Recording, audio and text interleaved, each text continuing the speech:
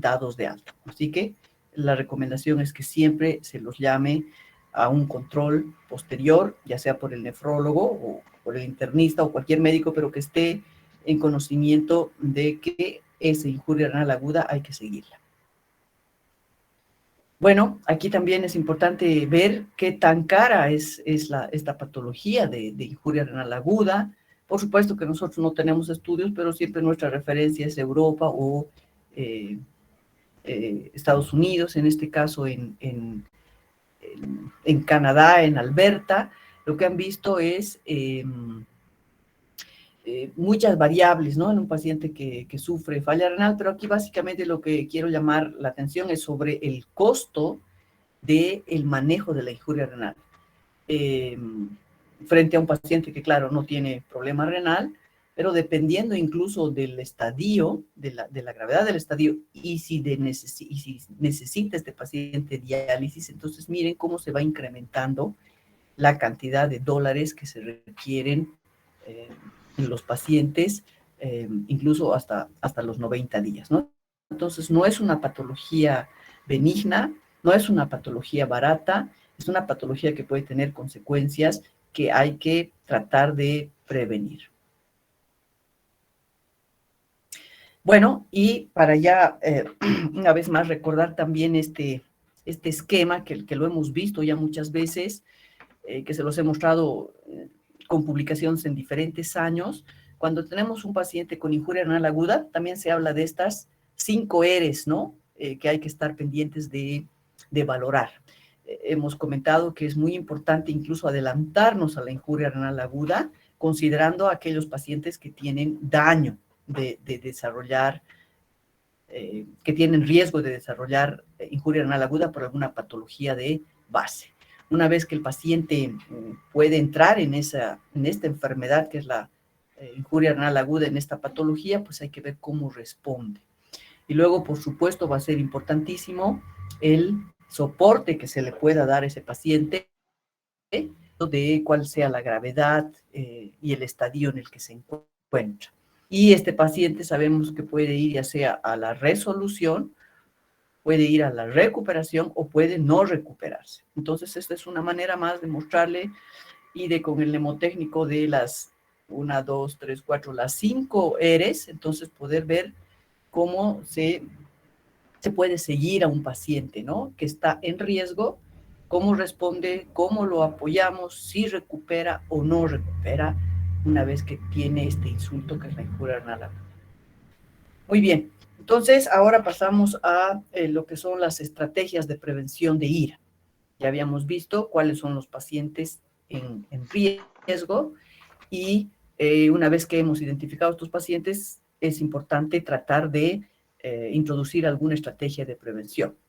La mala noticia es que realmente no hay medicamentos todavía disponibles para tratar la injuria renal una vez establecida. No hay el medicamento mágico, como habíamos visto cuando hay un infarto agudo de miocardio, pues se puede practicar el cateterismo y la recuperación puede ser íntegra. En cambio acá, como es tan polifacética la injuria renal aguda, no tenemos un medicamento, un tratamiento eficaz para tratar ni siquiera acelerar su recuperación.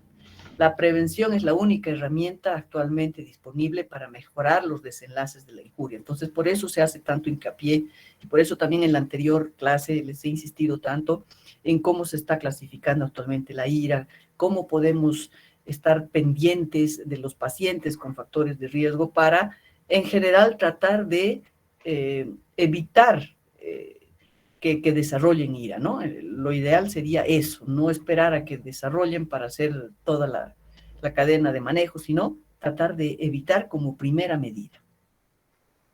Entonces, una vez más, recordamos estos factores de riesgo que tienen que ver con la exposición o con la susceptibilidad, que hay que tenerlos presentes, ¿no? Todo paciente que está en sepsis es un potencial paciente que puede desarrollar injuria renal aguda. Ni qué decir, por supuesto, casi de la mano siempre van la sepsis y el enfermo crítico, que también puede hacer un shock circulatorio.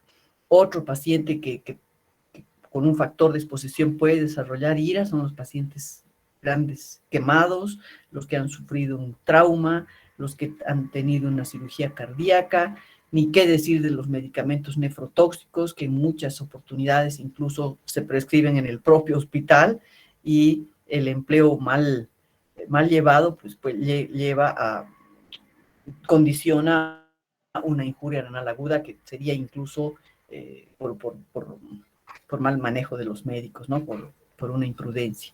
Los medios de contraste también, es importante saber que pueden generar falla renal, y las intoxicaciones y envenenamiento, que también vemos mucho en nuestro medio.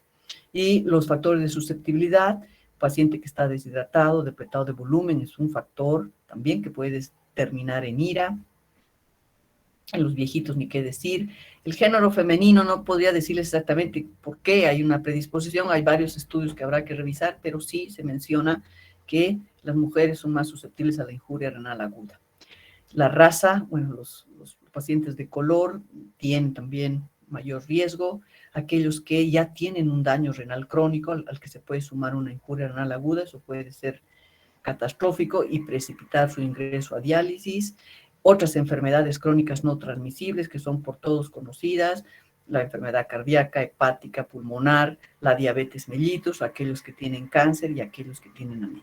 Entonces, si nosotros tenemos en mente todos estos factores, cuando estemos frente al paciente con los mismos, podemos pensar de inmediato que es un paciente potencial para desarrollar ira, y hay que tratar de evitarla.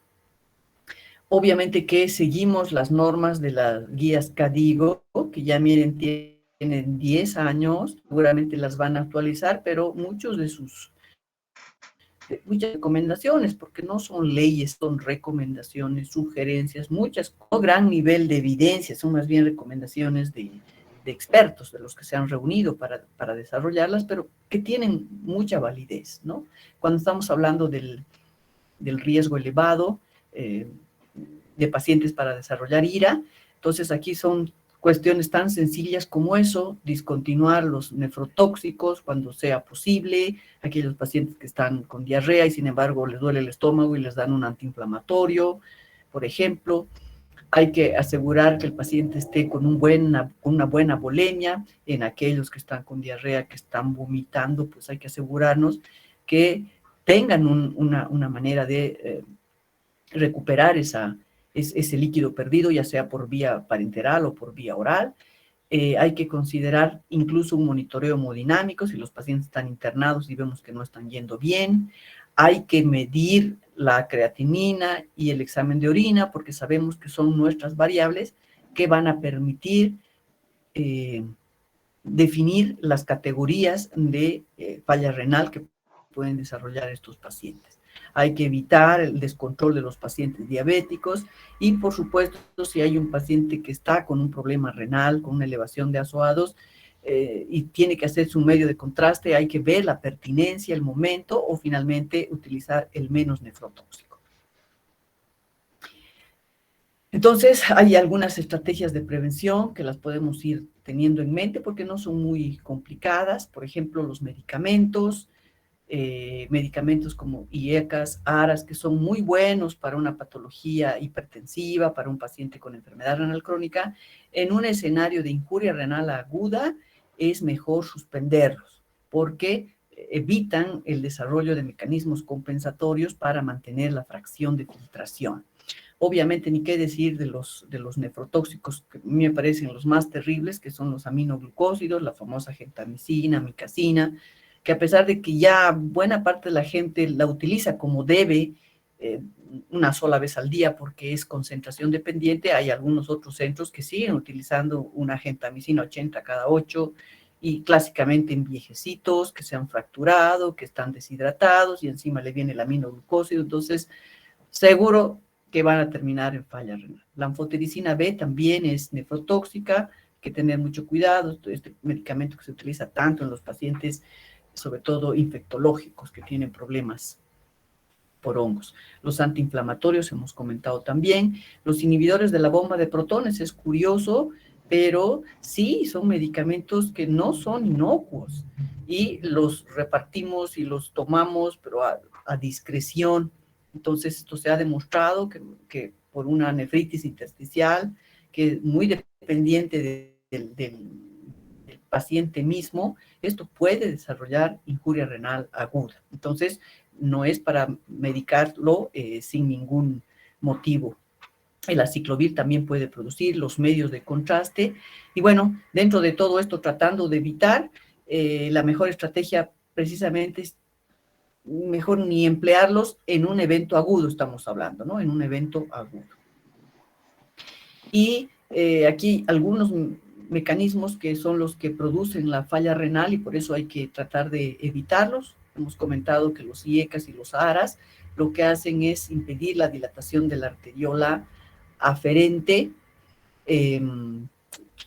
y por ello van a generar, y en realidad es también de la eferente, van a hacer que no se mantenga la fracción de filtración para asegurar un buen filtrado glomerular. Por eso, cuando hay un paciente que está hipotenso, que está con pérdida de líquidos, es mejor interrumpir transitoriamente, ¿no? Los aminoglucósidos, y lo que hemos hablado también, pueden generar mecanismos de daño que ya los van a ver seguramente en la clase que corresponda a daño por medicamentos, pero esto nada más es un ejemplo para que vean que cada medicamento tiene un potencial riesgo de daño, ¿no? A pesar de que nos hace mucho bien en un momento adecuado y oportuno, cuando estamos en una injuria renal, en lo posible, conociendo cuáles son los motivos que pueden empeorar la función renal, entonces hay que suspenderlos por lo menos temporalmente o ajustarlos al filtrado glomerular. Incluso aquí se hablan de este cuestionario que se podría implementar para averiguar si un paciente está con riesgo de injuria renal aguda, que creo que pocas veces hace este tipo de preguntas, pero se las muestro aquí porque traduciéndolas al inglés, al español, podríamos incluso tener como una hoja que se podría implementar en una historia clínica con ese afán de evitar el riesgo, no cosas tan sencillas como si en los últimos 3 meses ha tenido algún cambio de función, aunque esto me parece difícil que alguien responda porque pocos saben lo renal que tienen.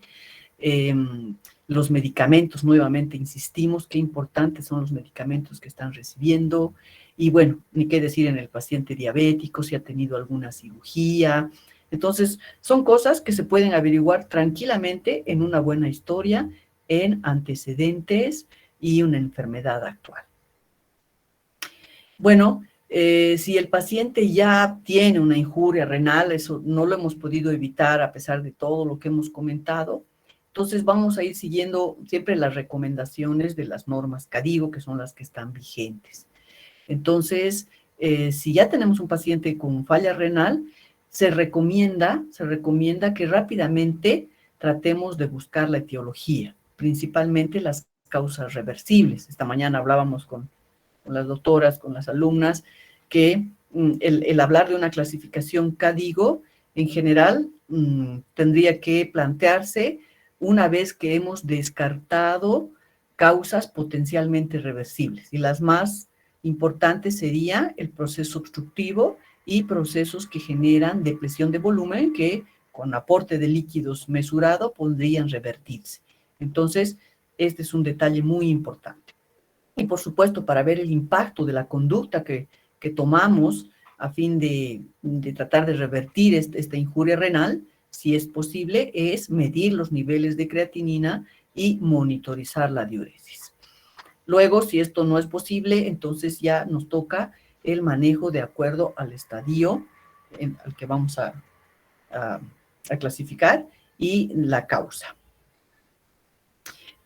Bueno, ahora lo que quiero es mostrarles cuáles son los principales pilares del tratamiento y siempre de la mano de las normas CADIGO. Entonces, un pilar fundamental, como lo hemos estado viendo, es la reanimación con fluidos, porque buena parte de los pacientes pueden llegar a la emergencia y en general estar depletados de volumen. Pero nosotros siempre que habíamos determinemos que el paciente está en ausencia de shock, ¿no? Porque si tiene shock hemorrágico, lo que hay que darle es sangre. Pero si descartamos esa posibilidad, entonces lo que se sugiere es iniciar el uso de soluciones isotónicas, cristaloides, más que los coloides, ¿no? Sobre todo las gelatinas que antes estaban muy en boga, o la albúmina, como un manejo inicial para la expansión de volumen en pacientes que tienen la injuria renal aguda. Entonces, este es un grado de recomendación 2B, que no es tan fuerte, pero tampoco es tan bajo. Entonces, cuando estamos frente a un paciente con depresión de volumen, mejor utilizar soluciones cristaloides. Eso recomienda Cadigo 12. Tiene sus bemoles, toda sugerencia que no tiene un respaldo muy científico o con muchos estudios, por supuesto que puede ser rebatida. Y los coloides, aunque no se descartan por completo, la sugerencia es empezar con cristaloides. Los cristaloides son baratos, son seguros, el tiempo de acción es más lento, y tienen menor tiempo de permanencia, y aunque se requieren más dosis, son cosas a favor y en contra. Los coloides son más caros, si estamos hablando ya no de gelatinas, que eso se ha visto que son contraproducentes en la injuria renal aguda, pero si hablamos, por ejemplo, de la albúmina y comparamos, un frasco de albúmina cuesta como 400 bolivianos y vienen 100 cc's. Un litro de Ringer lactato debe costar no más de 10 pesos, entonces es importante. Pueden tener algún grado de toxicidad, aunque también es cierto que el tiempo de acción es más rápido y pueden permanecer más tiempo en la circulación. También se pueden requerir menos dosis, pero esto se trata de poner en la balanza y ver también cuáles son nuestras posibilidades, aunque no está demostrado que esto sea mejor que los cristaloides. Entonces, lo más probable es que casi siempre vamos a iniciar con cristaloides. ¿En algún momento uno puede echar mano de la albúmina? Sí, claro que sí, sobre todo en pacientes que están muy hipoalbuminémicos. Y bueno, en cuestión de cuánto de líquido vamos a darle al paciente, que es algo, un tema también delicado, motivo de muchos estudios, mucha controversia. Entonces, lo primero que acá hay que ver es que los líquidos son medicamentos también. No podemos pensar que un Ringer lactato que gotea no sea un medicamento. Entonces, como tal, hay que administrarlo con cuidado, hay que administrarlo con mesura y en el entendido de que hoy por hoy se sabe que no se trata tampoco de sobrecargar al paciente. Antes la idea era en pacientes muy depletados de volumen, pues llenarlos de tal modo que llegaban a estar tan edematizados, pero que la complicación en un paciente o que está muy seco o que está en una sobrecarga con edema generalizado, con edema de los órganos, entonces tampoco es bueno. Así que aquí se trata de buscar la cantidad exacta. Ahora, ¿cuál es la cantidad exacta? También es un tema difícil, depende mucho de la situación del paciente. Siempre el marco clínico del paciente es muy importante, pero sepamos que por lo menos ya no podemos ser tan excesivamente generosos como en un tiempo se llegó a hacer. Se creía que al paciente había que inundarlo e encharcarlo prácticamente para que arranque y empiece a orinar, y se ha visto que eso es tan deleterio como quedarse cortos. Entonces, está siempre el término medio, el término racional, que un médico que conoce a su paciente va a poder ir planteando de acuerdo a la respuesta y a cómo vaya evolucionando. En esta campaña, que también todas las guías y como el organismo es uno solo, se van sumando, se van complementando para la atención. Entonces, en esta campaña de sobreviviendo a la sepsis, era muy importante para ellos recomendar, aunque también estas cosas pueden ser discutibles hoy por hoy, sin embargo, para que tengan una idea para poder aterrizar un poquito, porque a veces decir, bueno, pero ¿cuánto le doy? ¿Cómo hago? Dígame, realmente una fórmula de cocina es difícil decir, pero lo importante acá es recomendar que dentro de las 3 primeras horas hay que tratar de actuar, ¿no? Hay que medir el lactato, el nivel de lactato, que está muy relacionado con un paciente que puede estar hipoperfundido, que hay que añadir, hay que siempre obtener cultivos por si está séptico, hay que tratar de iniciar tempranamente antibióticos, y aquí se habla de una cantidad. Si es que queremos alguna cantidad, pues aquí la tenemos, una recomendación de 30 mililitros kilo de cristaloides en pacientes que están hipotensos o con un lactato elevado, que sabemos que puede ser signo de hipoperfusión. Entonces, estas son reglas de oro que en general los pacientes sépticos con injuria renal aguda tendrían que recibir dentro de las 3 primeras horas. Medir su lactato, hacerle los cultivos, darle una buena cantidad, antibióticos de amplio espectro y darle una buena cantidad de líquido, pero con, siempre vigilando, ¿no? De no cargarlos, porque esto no es para dejar todo el tiempo, esto es una aproximación inicial que luego habrá que ir viendo de acuerdo a la respuesta. Y también otro detalle importante es la aplicación de los vasopresores. Esto es algo que ha ido evolucionando también y no necesariamente ya ahora es un paso tras de otro. La idea ahora es incluso tempranamente empezar con los vasopresores, todo con el fin de que el paciente mantenga una buena presión arterial media que nos va a asegurar una buena irrigación a los órganos, ¿no? Y bueno, hay otras medidas que ahora mismo no nos van a ocupar. La presión venosa central tiene lo suyo, ha sido descartada ya como una medición de la volemia, ¿no? Y de cuánto deberíamos administrar, porque es una medición estática. Ahora más bien se habla de mediciones dinámicas.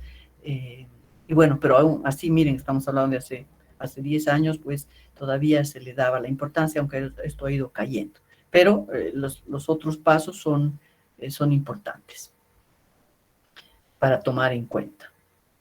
Entonces, ya que hemos hablado del líquido, que puede ser lo primero que administremos, vemos al paciente choqueado, y vienen los vasopresores. Seguimos con las recomendaciones de las normas CADIGO. Aquí tenemos una recomendación, un grado de recomendación ya no tan alto, pero dice que se recomienda el uso de vasopresores junto con los fluidos en pacientes que tienen un shock vasomotor o incluso en un paciente con riesgo con AQI.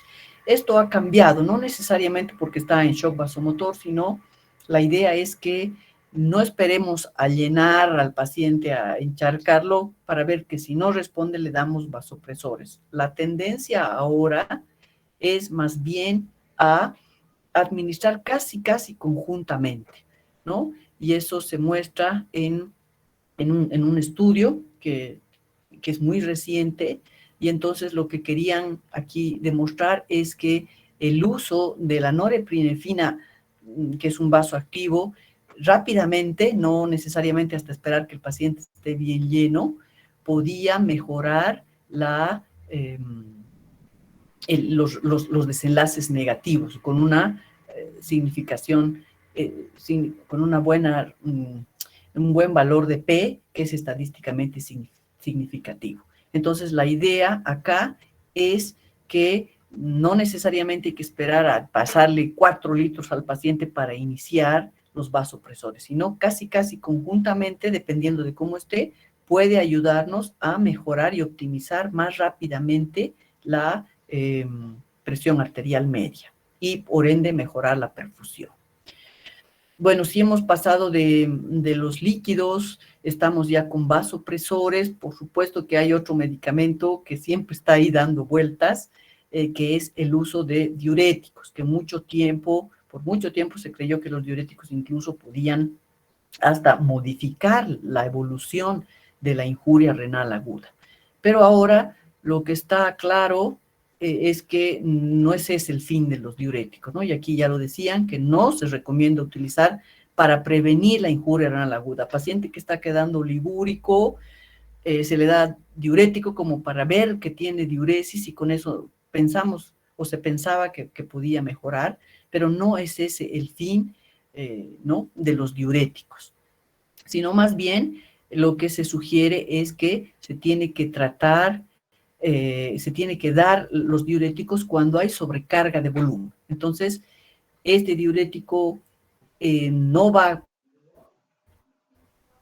prevenir la injuda, tampoco es un medicamento que genere falla renal, no está precisamente, eso se está también descartando, pero no es un medicamento que sirva sino para tratar un paciente que está con sobrecarga de volumen. A ese que de repente lo llenamos de todos modos, no está orinando, y claro, como la sobrecarga hemos visto que es tan deleteria como la baja volemia, entonces en ese caso probablemente sea adecuado utilizar la furosemida.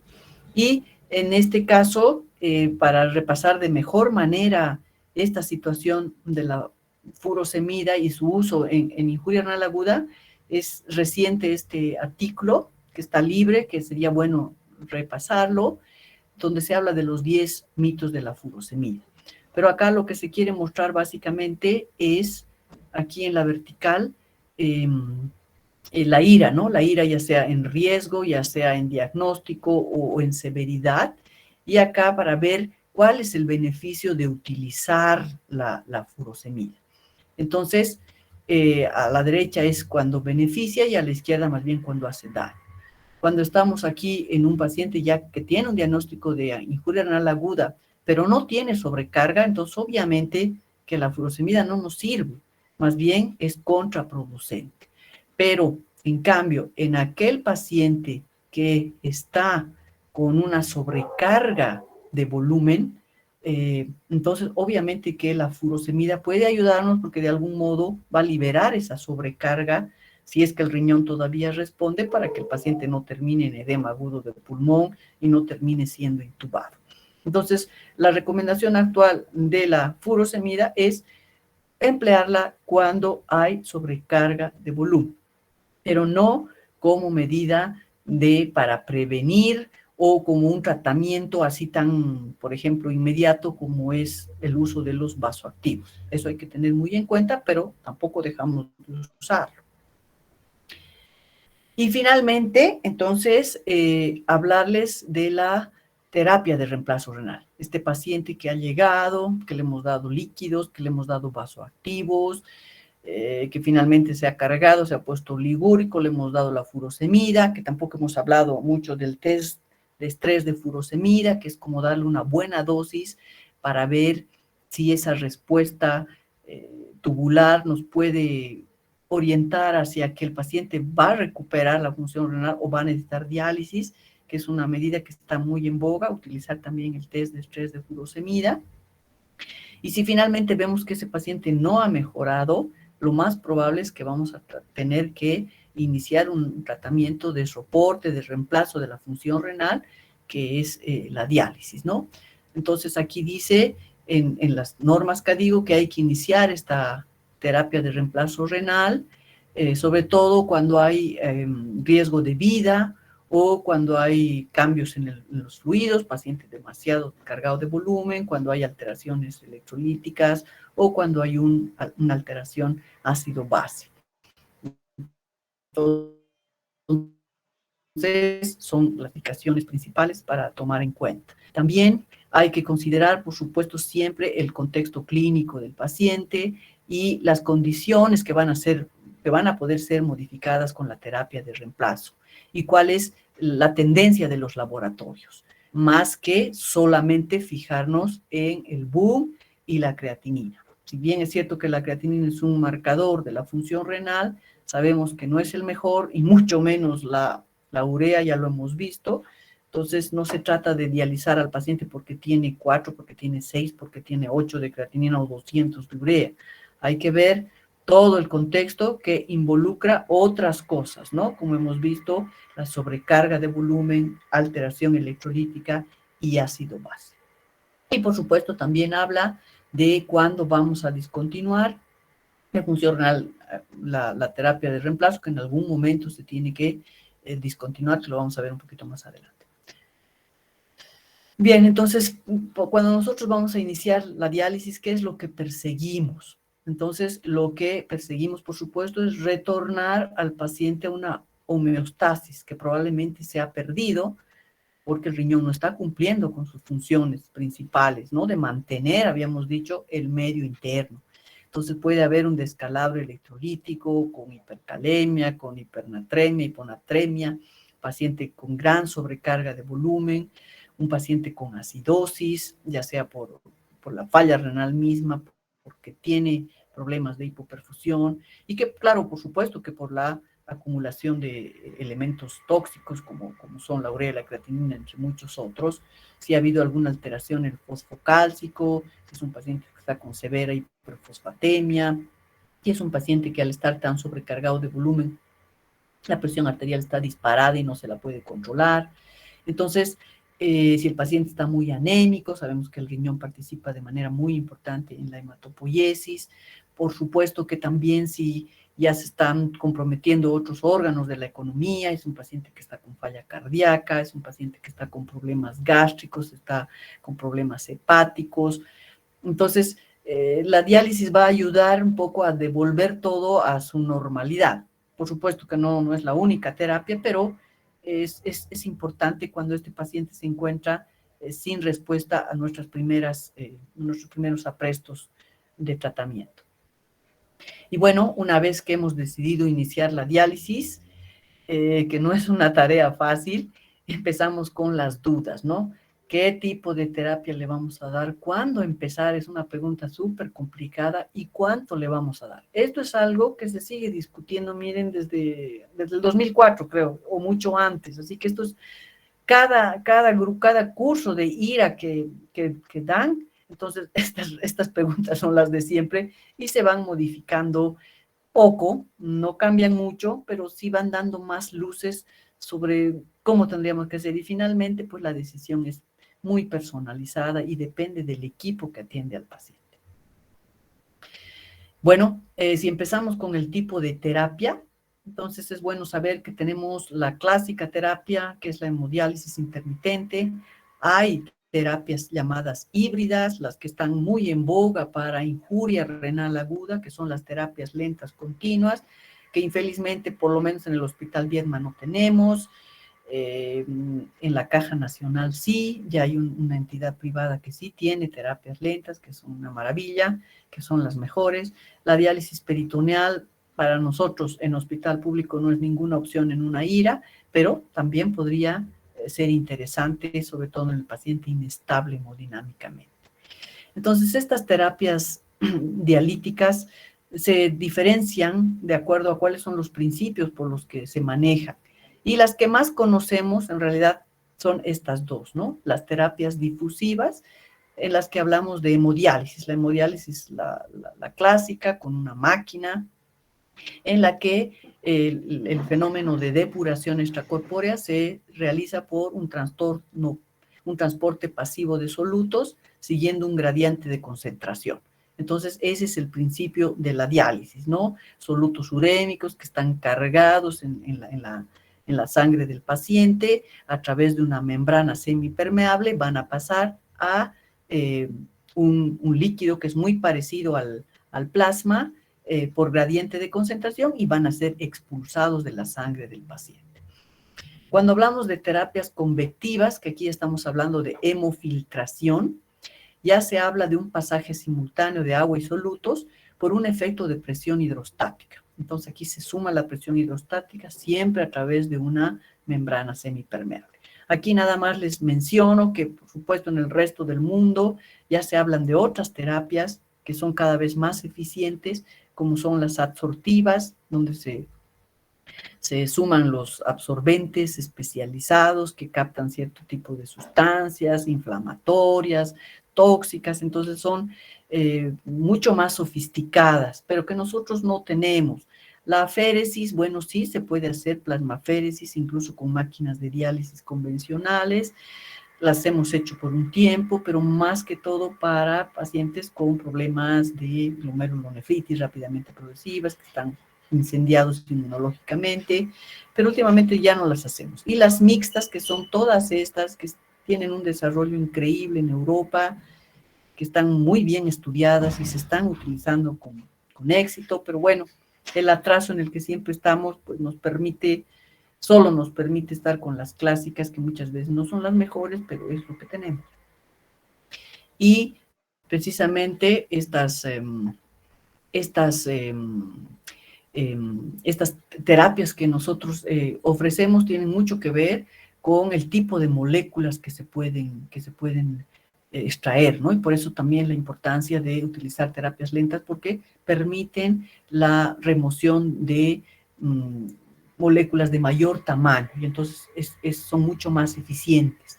En la diálisis convencional, lo más que podemos hacer es remover los que siempre conocemos, ¿no? Que son los pequeños solutos urémicos, pero hay muchos que también son tóxicos y que acá no podemos remover.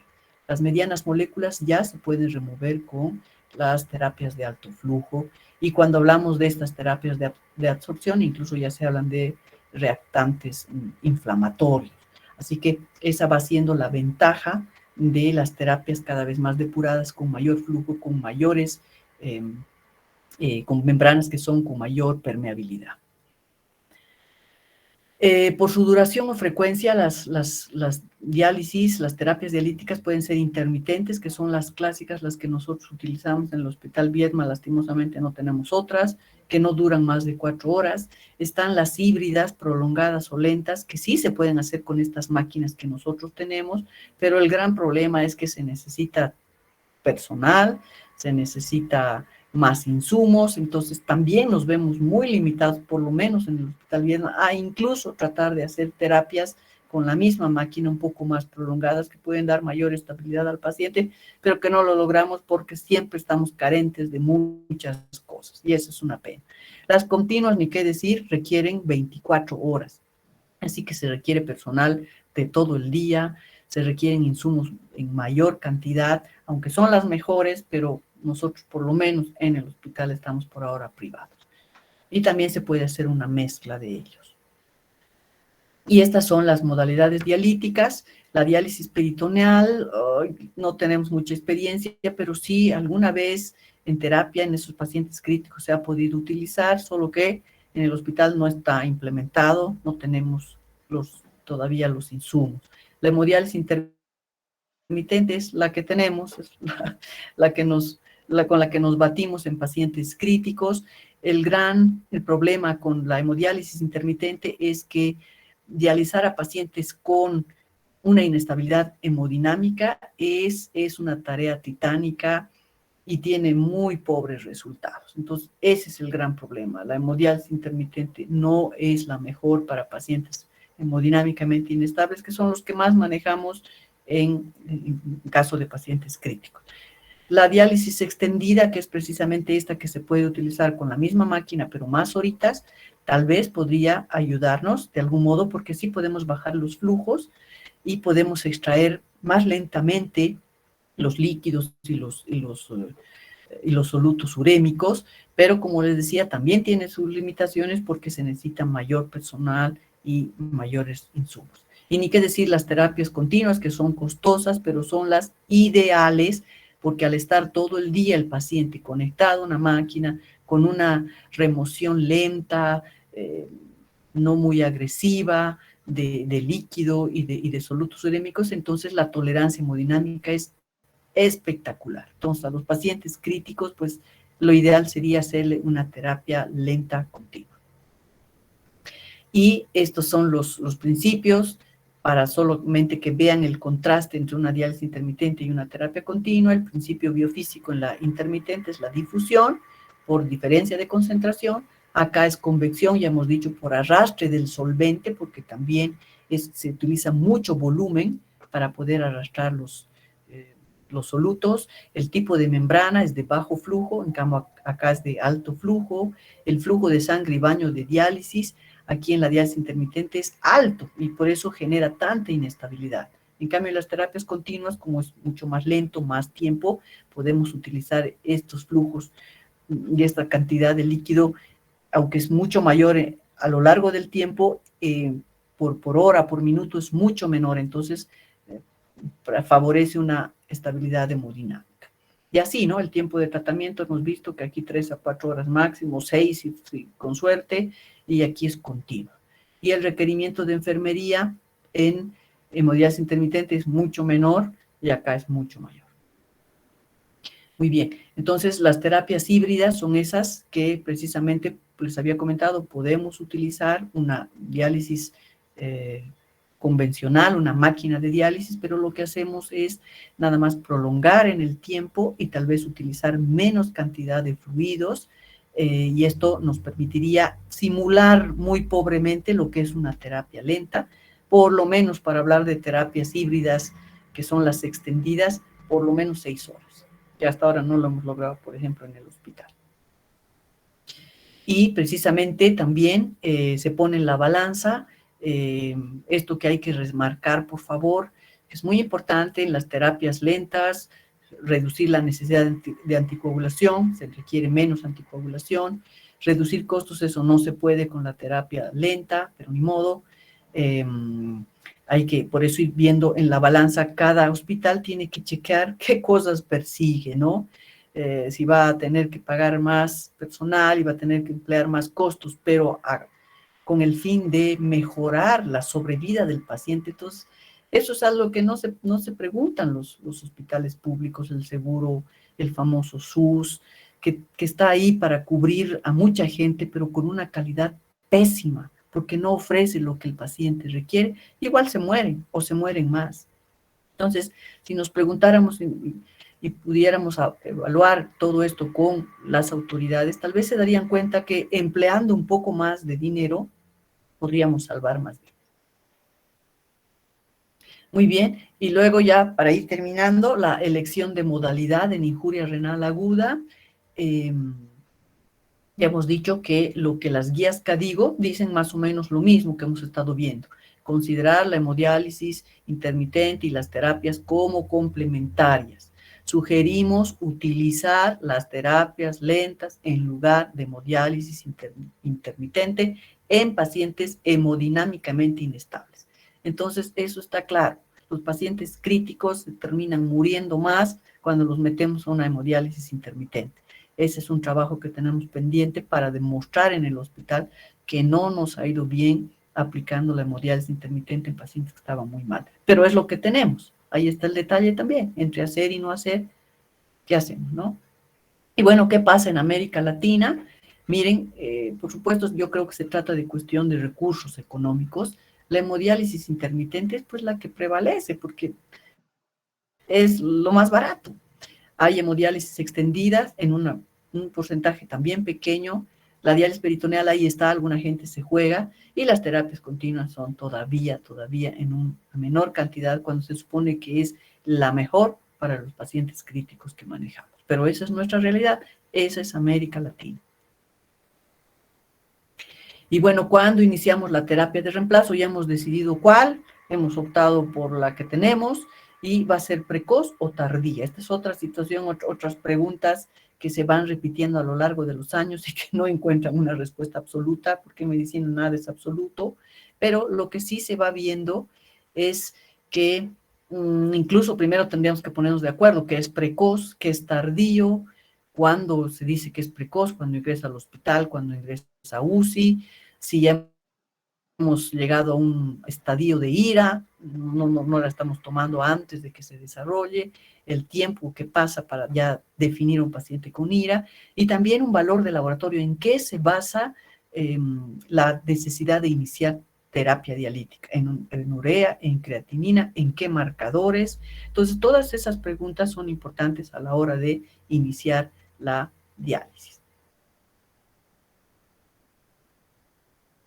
Y lo que se ha visto, estudios muy recientes, es que en general toda esta suma de estudios que no son muy recientes, pero que no hay tampoco últimos, lo que se ha visto es que la variable que se toma en cuenta es la urea, ¿no? Que es curioso, porque la urea es el peor marcador de la función renal, pero ahí está.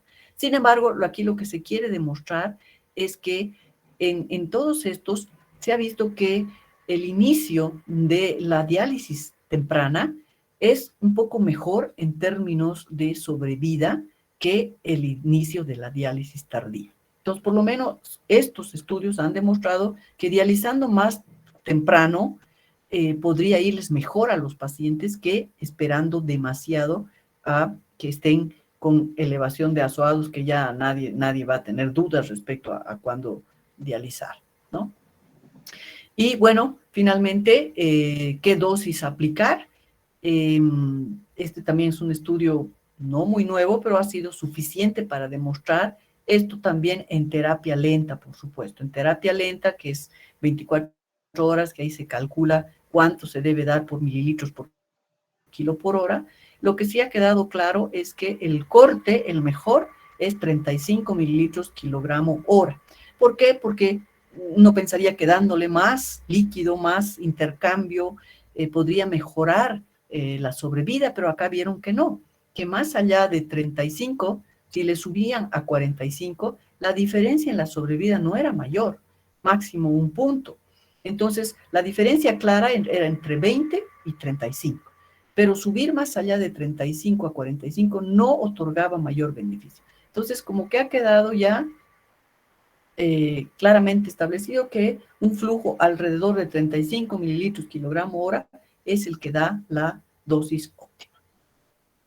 Muy bien, entonces concluimos diciendo de toda la charla en dos partes que hemos dado, que la evaluación y el tratamiento de los pacientes con injuria renal aguda requiere tomar en cuenta conceptos relacionados al diagnóstico, a las comorbilidades, ahí estamos hablando de los factores de riesgo, de susceptibilidad, de exposición, a la gravedad y complicaciones de la enfermedad que puede desarrollar, que pueden condicionar la ira. También tomar en cuenta que la ira puede dañar permanentemente el riñón e incluso producir fallecimiento.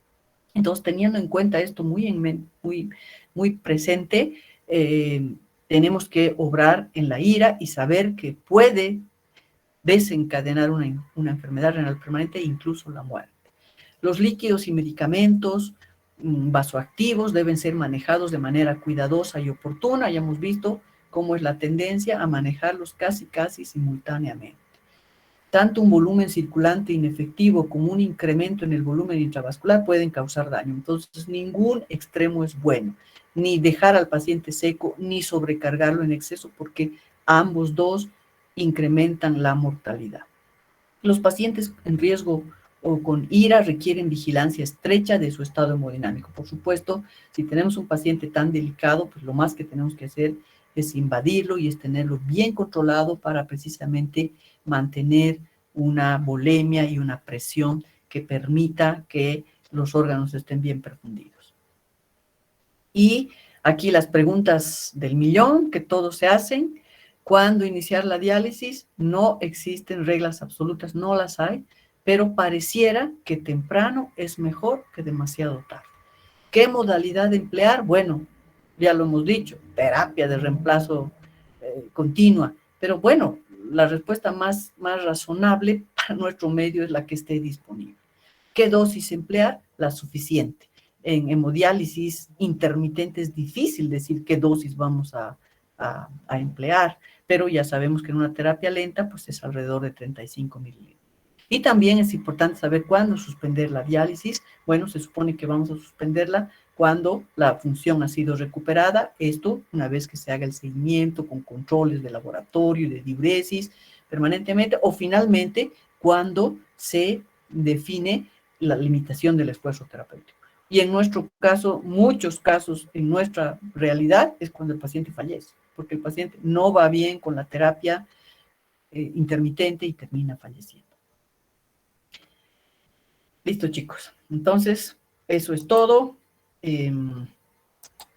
Les agradezco una vez más su asistencia, a pesar de que tienen exámenes y todo lo demás. Y bueno, si quieren hacer algún comentario, adelante. Y si no, pues ya mañana nos